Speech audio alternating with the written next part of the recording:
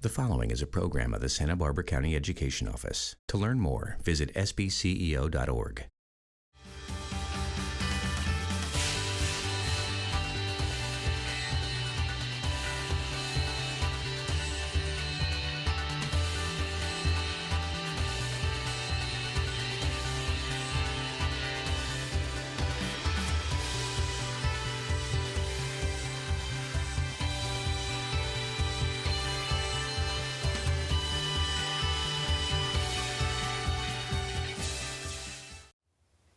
I'm Susan Salcido, Santa Barbara County Superintendent of Schools, and I am so delighted to introduce and welcome our guest today, Anthony Bruemmer, a teacher at Ynez School in the College School District and one of Santa Barbara County's distinguished new teachers for this year. Anthony, thank you so much for spending the time with us today. Thank you for having me. Very happy to be here. I'm so happy to have you share a bit of your story around being an educator in Santa Barbara County, but would really love to start at the very beginning. Tell us where you were born, raised, brought up. So I was born at Santa Barbara Cottage Hospital. Only lived in Santa Barbara for about 6 months. Okay. I moved to San Ynez, and I lived in San Ynez all the way through high school. What are the schools you went to? Just the same school the whole time, so San Ynez Elementary. I kind of moved around San Ynez a little bit, though. My dad was a firefighter for the city of Santa Barbara, and back then he worked 10 days a month, so he'd have 20 days a month off, and he and a partner would build spec homes. So he'd buy a lot and build it and put it up for sale, and if it didn't sell by the time it was built, he'd put our house up for sale and the house that just built for sale, and whatever sold first, we'd end up living in the other house. So I moved a mile down the road quite a bit, 5 or 6 different houses there in San Ynez. But yeah, all San Ynez. You probably kept your room pretty tidy, I would imagine. I can't speak to that, I don't know. Having to move so often. So you went to San Ynez High School and graduated from there. I did. And what about siblings? Do you have siblings? I do have one older brother. His name's Joey. He's always been a really great brother. You know, you hear the classic sibling rivalries and brothers fighting and stuff like that. But we were never like that. We were kind of 2 peas in a pod. We always got along really well. I'm still really close with him now. Oh, that's wonderful. And tell us what you were like as a student. Now that you're a teacher, we can reflect back a little differently. How were you as a student, and what sorts of activities were you involved with? So I like to think that I was a pretty good student. You were probably excellent.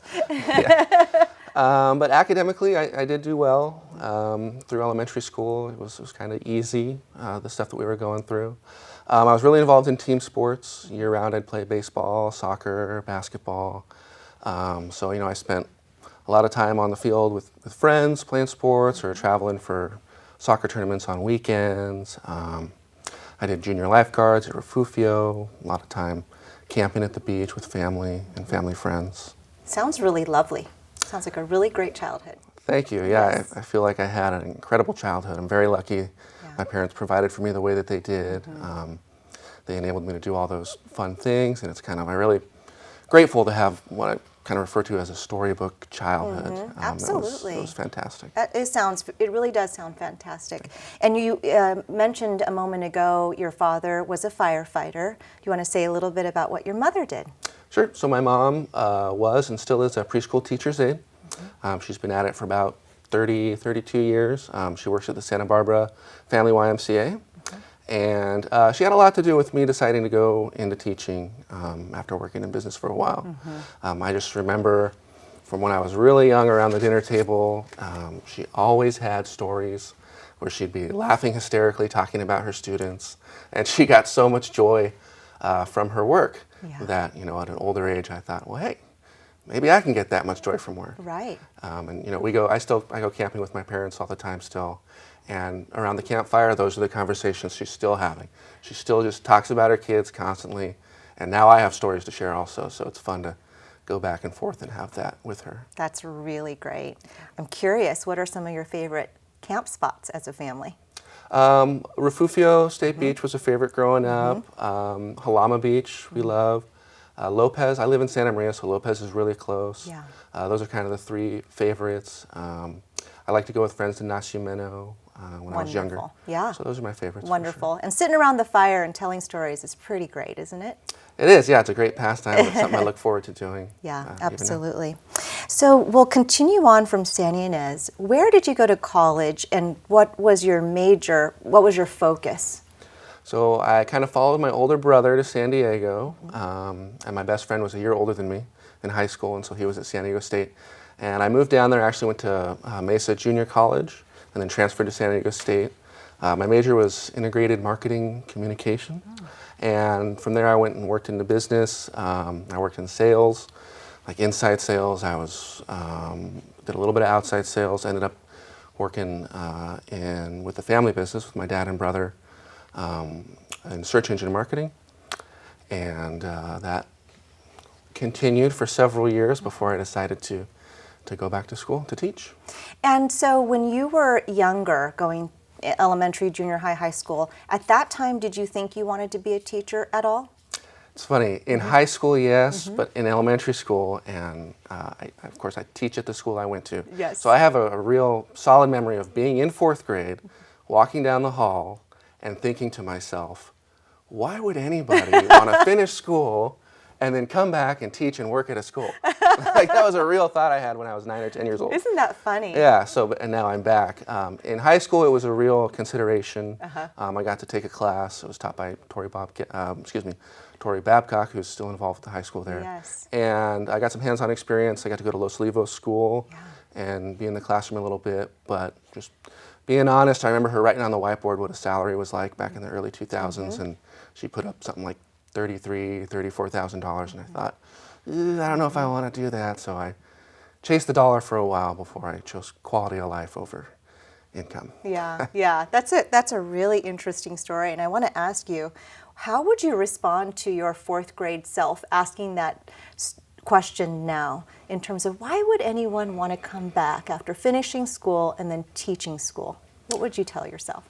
I think I'd tell myself that school is a fun place. It's a safe place. It's comfortable. It's somewhere where you can be yourself. And when it comes to having a career and earning a living and providing for a family, to have a place to go to like that, to provide for the family is actually a really unique opportunity. And it's not just school to do work, but a lot of other stuff's going on. Right. Socializing and other really great opportunities. Yeah, that's great. So when you were in college, finished, and went to business, went to work, what was the deciding factor for you? Or was it just a moment in time? Or how did you decide, okay, this is not it for me. I am going to now pursue a teaching credential? Well, I met my wife now, Sandy, who in about 2012, I had moved back to the Goleta area. And she kind of helped shine some light on the fact that while I was doing well enough, business-wise and paying the bills, I wasn't super excited day to day. And, my grandmother has always been kind of a bird in my ear to say, hey, you can do whatever you want to do. So, don't sell yourself short. And so between my wife and my grandmother, and then of course the memories of my mom telling stories about her kids, I thought, I ought to just go back to school and try teaching out. I might love it. It's worth a shot. So you did. So I did. It's the best decision I ever made. That's wonderful. Yeah. We think so too, by the way. Thank you very much. Yeah, absolutely. So how did you get to San Ynez School, the school you went to? How did that happen? As a teacher? As a teacher. Sure. Yes. So I did my student teaching in Orchid at Ralph Dunlap, and it was fantastic. Lisa Danielson, Dee Dee Greeks, Liz Herbstreet, the principal there, they gave, when you're student teach, it's your first experience of the real classroom, and so it can be a scary, daunting thing, but they really exposed me to it in a kind, gentle, fun way, so I'm like forever indebted to them for what they did. But anyhow, finished student teaching and started applying, and it was not easy to get a job on the Central Coast of California. I think that nationally there's likely a shortage for teachers, but again, on the Central Coast of California, I don't believe there's a shortage. For example, the 4th grade job I applied for, there were 80 applicants for the one opening before they closed it and started the interviews. But I was on EdJoin, which is the website we use to look. I had applied to 22 different districts in Santa Barbara and Ventura County. My wife and I were ready to move if we needed to. I got my dad and grandmother in Ventura. And I'm scrolling through the thing and I see St. Ynez and I think, oh wow, I went to that school, that could be neat. But I went to Google Maps, I was living in Santa Maria, and I looked at it and I thought, I don't really want to drive 35 minutes to work every day. So I actually wasn't not going to apply. I scrolled a little further just to see what it was, and it was a 4th grade opening, and that was great because I student taught kinder and 4th, so that gave me a tiny bit of experience in 4th grade. But the selling point was I went a little further and I saw who had posted it, and it said Principal Maureen Donner. And I didn't know that Mrs. Donner, Maureen, was the principal. She was my 2nd grade teacher, and 2nd grade was, and I'm not just saying this because she's my direct supervisor, it was the greatest year I ever had in school. I loved Mrs. Donner as a teacher so much. She was just so human and real, and stuff like she had a tattle jar, so everything in the class was positive, and if you had something negative to say, she'd go through the tattle jar later. And I remember her husband came to school one day and just to bring her flowers, and I remember looking up and thinking like, wow, that's the kind of husband I want to be when I grow up. That's great. So I knew I had to apply for the job because if I enjoyed being in her class so much, I would enjoy having her as a principal. So I went for it, and then it was a very rigorous interview process. I actually emailed Maureen as soon as I applied, and I went real quick and grabbed my yearbook from when I was in 2nd grade and snapped a picture of myself at 7 years old and tagged that along my signature. That was smart. Yeah. Very good. You learned a lot in 2nd grade. Yeah, luckily I was a good student because I could go either way, right? But it happened, the timing happened to be that I was getting married within a couple weeks. And then the first round of interviews was when I was on my honeymoon in Maui. Oh. So luckily the superintendent at the time, Dr. James Brown, and Maureen let me Skype in to interview. So I was literally on the balcony of our little rental there on Maui, and I had my, just like dressed now in a tie and shirt, but then kept it to the profile because I had board shorts and sandals on below that, and it went well. They brought me in for a practicum. They went from 10 interviews to 3 finalists, and I gave a lesson to a group of summer school kids the day after I got back from the honeymoon. And I honestly didn't do so well. I was a little ill prepared, and it just didn't go as I had hoped. I walked out of the interview feeling as though I had blown it. I thought, well, that's it. I'm not going to get it. That's too bad. But luckily, apparently none of the other candidates really, none of the other candidates really impressed either. So they invited three of us back again, and they gave us a specific lesson to teach, a 4th grade math lesson on rounding to the nearest thousands with vertical number line.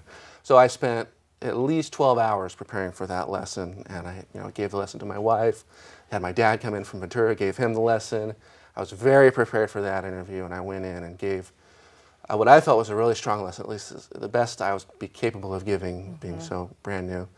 And then, funny side story, I had re-aggravated back injury from an old wakeboarding accident. I've had back surgery in my early 20s. And coming back, I had a really weak left leg. I only tell this because Dr. Brown called me that day after the 3rd interview, and I remember standing in my kitchen with my phone, and he said, "Hey, Mr. Bruemmer, I've got great news for you. We're going to offer you the job." And I was so excited, I did a fist pump, and my right leg swung around, and all the weight went on my left, and I just fell right there on the floor, literally just boom on the kitchen floor, and I held onto the phone. And that's how excited I was to have been offered the job. So. That is fantastic. Yeah. That is great. And that's how it started. Exactly. Yeah. And gosh, there's so much to unpack there with that story, but I think I need not unpack it because you just stated it so well. Really, really fortunate that Santa Ynez, that you're in Santa Ynez, the school where you went to school, and having Maureen Donner, who's now the superintendent principal, who was your 2nd grade teacher. And it's wonderful. She is truly a remarkable individual. It's great to hear how she was as a teacher and how you felt in her classroom. So thank you for sharing that too. At the beginning of your story, you talked about student teaching and how challenging it could be, and perhaps offline we can exchange some stories. Okay. Because it can be really, really challenging too. But and I understand that the interview question that they asked on the rounding to the thousandths is something that you still use today. It is. It's Module 1, Lesson 7. So every year early on I get to reteach it. It's one of my favorite lessons to teach. And it's a big concept for 4th grade, rounding. And the vertical number line and the way they lay it out really teaches the number sense of the concept as opposed to just memorizing, you know, an algorithm, how to round. So it's a special lesson to me. It's a very special lesson, absolutely. And so you're in 4th grade now, teaching 4th grade, and this is your 3rd year. Yes, which is wonderful. So I have a question around coming from business into teaching, because you had mentioned before that there were so many applicants for the one position. And actually now, even 3 years into it, there does seem to be a real need for teachers even here on the Central Coast. So I'm glad you have your position, and we really want more to join our profession in education. And so not everybody goes straight from high school, college to teaching.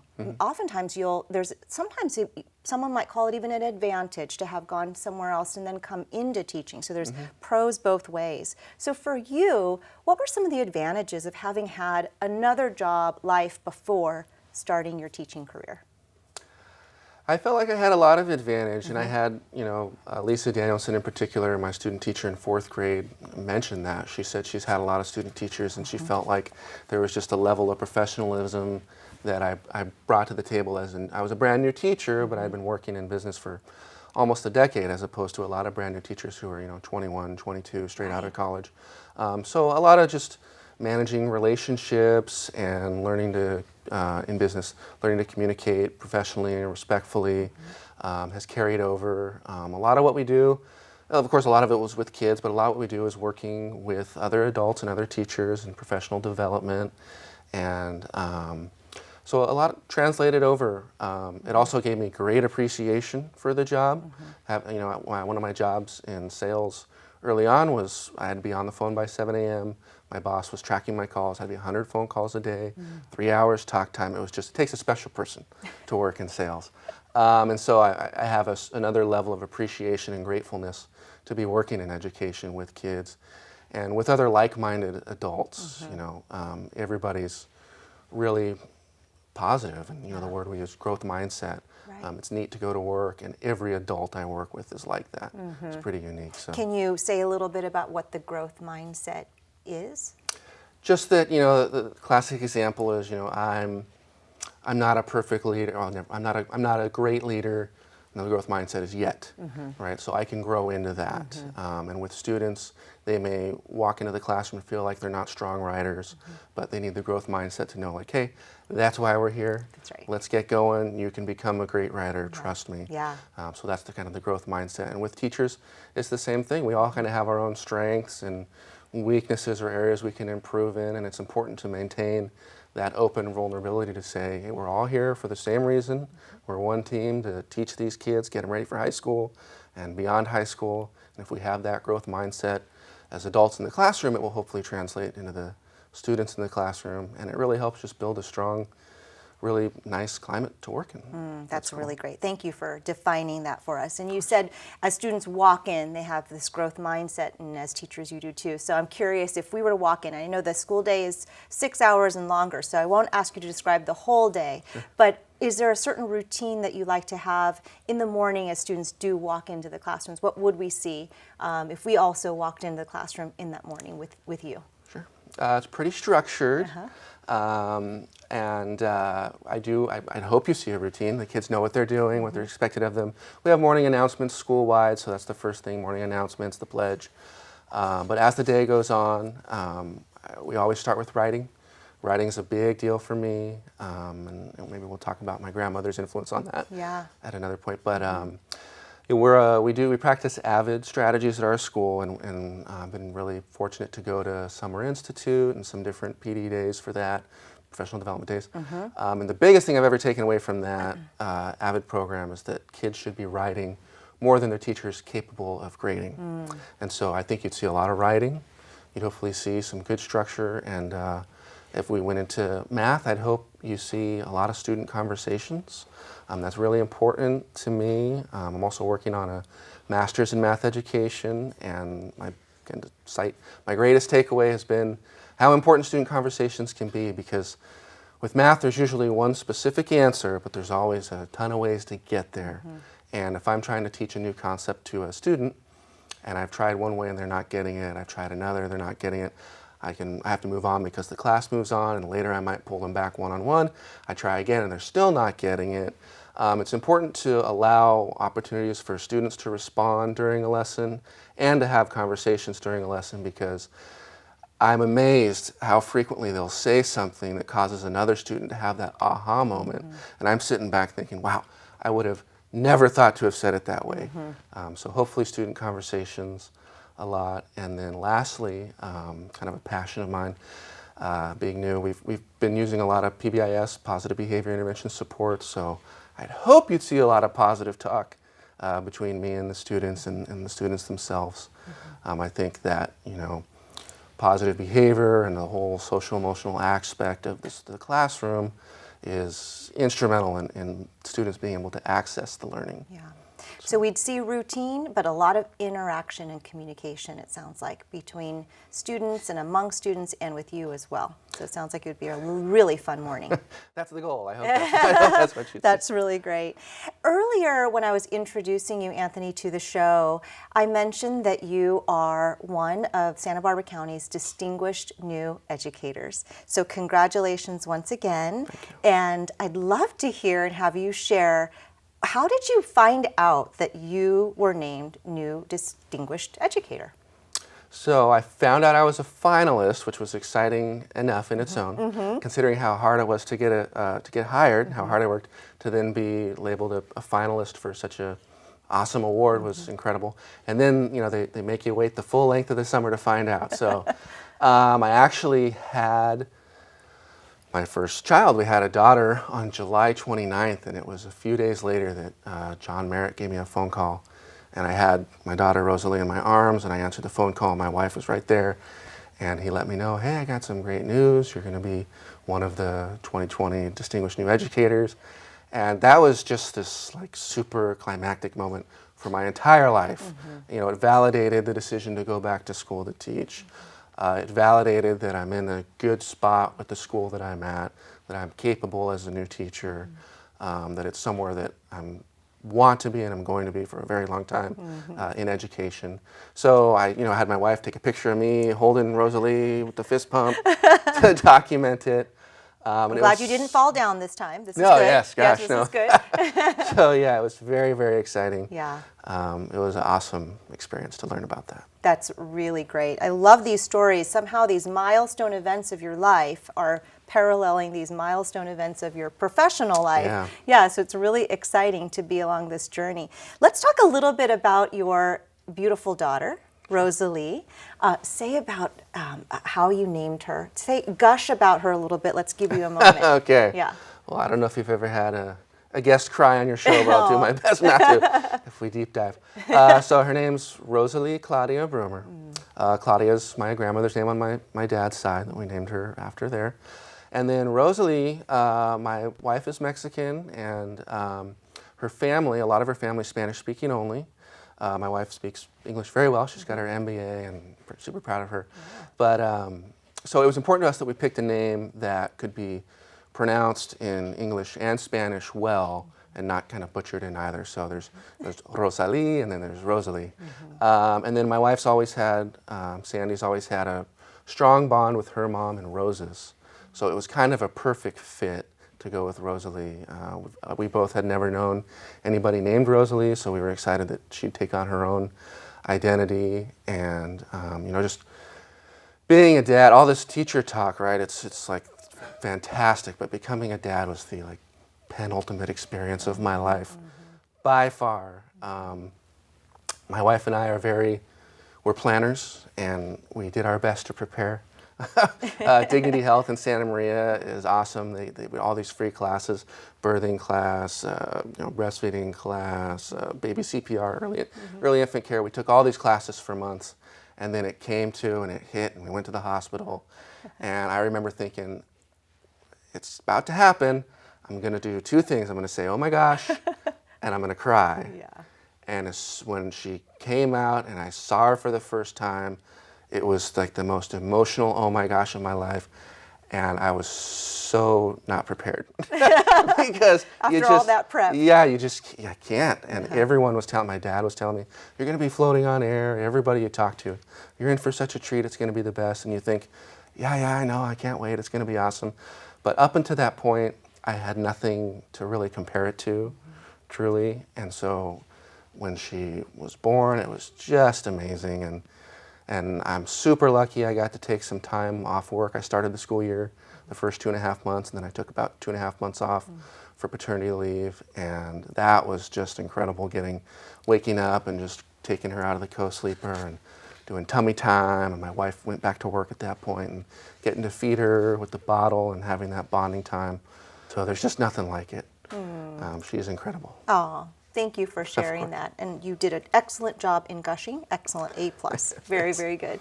And you mentioned your grandmother a couple of times, so let's go there right now. I know, if I asked you about mentors in your life, I think she'd be one of them. So let's talk a little bit about the mentors in your life. You've mentioned a few already. So, sure. Yep.